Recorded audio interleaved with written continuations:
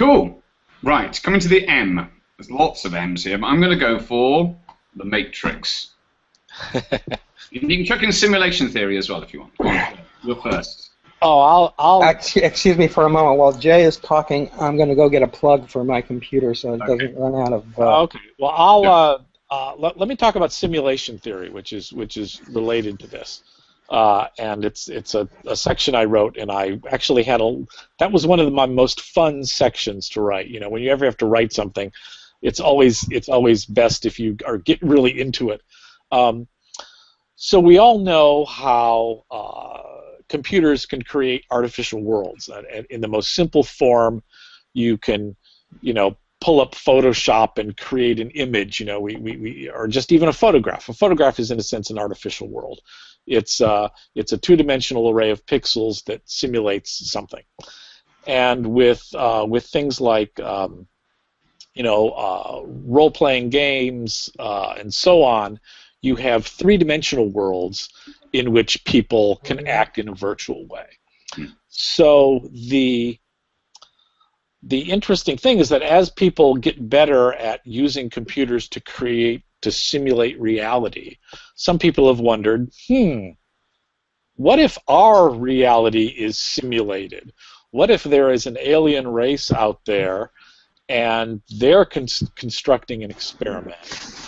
And what we see as the universe is actually a simulation run by some alien race, some future, kid in the 10th grade who's got this running as a simulation. How would we know if this is? How likely is this? And how would we know? Surprisingly, there are a number of pretty mainstream scientists who think that it's actually more likely than not that this is the case. Nick Bostrom being one of them, isn't he? Yes. Nick Bostrom, professor, I think maybe at Cambridge? Somewhere in the UK. I've forgotten now. But yes, Nick Bostrom is one of the people who thinks this is actually more likely than not. Obviously, that's a controversial position. But the part that I found most interesting is the question of, okay, if this is true, how would we know? How would we be able to figure this out? There are a few interesting points. One is that if we were, scientists studying physical constants, like, the speed of light and so on, that if they found that a physical constant of the universe had suddenly changed, that might be somebody adjusting their simulation. Once or twice, people have thought that has happened. Wait a minute, this constant isn't the same. And then they do more measurements, and they say, oh, no, okay, that was a mistake. Sorry, never mind. The other aspect has to do with that when computers are set to simulate reality, there's always some sort of a grid system. Just as the two-dimensional pixels for an image, there'll be a three-dimensional version of that. And so the accuracy... the resolution of your grid has a lower limit. At some point, you're still using dots, you're still using pixels to form your fake three-dimensional reality. And so that would, if our universe really were a simulation, there would be, I believe, an upper limit on the energy of cosmic rays. And cosmic rays would not come from all directions equally, because they're traveling along this matrix, which would have a resolution. Then that would mean that some directions cosmic rays it would be easier for them to go than other directions. And interestingly, there actually is an upper limit on the energy of cosmic rays, which some scientists, well, I think which most of them at this point say, oh no, we have another explanation for that.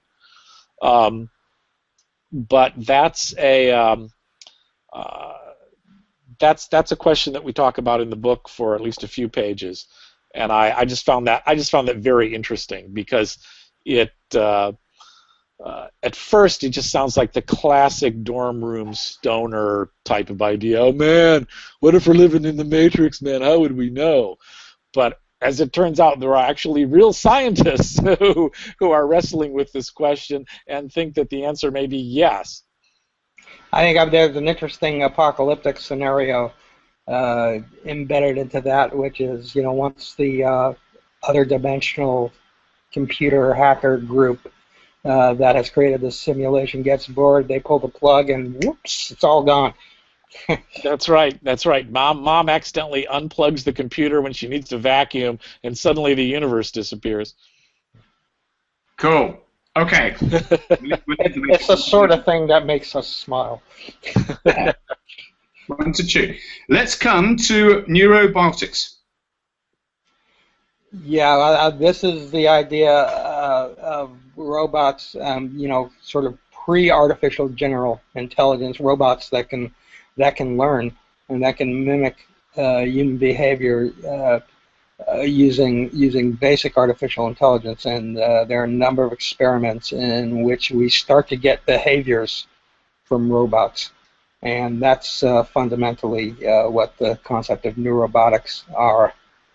The neuro, N-E-U-R-O, so it implies a certain type of intelligence. But in some ways, it's more the sort of thing where we begin to see robots that mimic human intelligence in various ways, which excites us about the potential for real artificial intelligence, artificial general intelligence, singularitarian kinds of intelligence.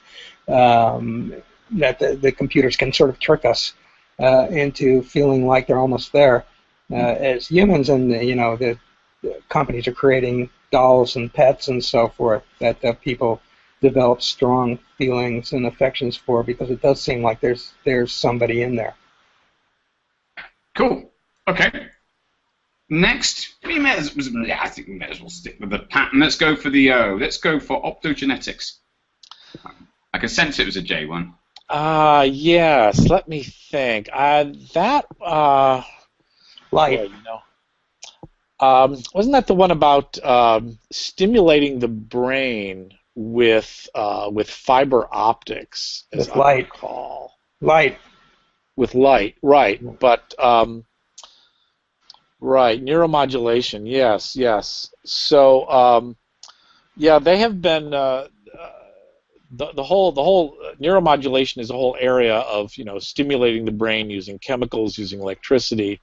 With optogenetics, they're doing it with fiber optics and light to very specifically target areas in the brain, and that's what yes. Okay. There are already cases where this is being used in surgery as opposed to invasive surgery.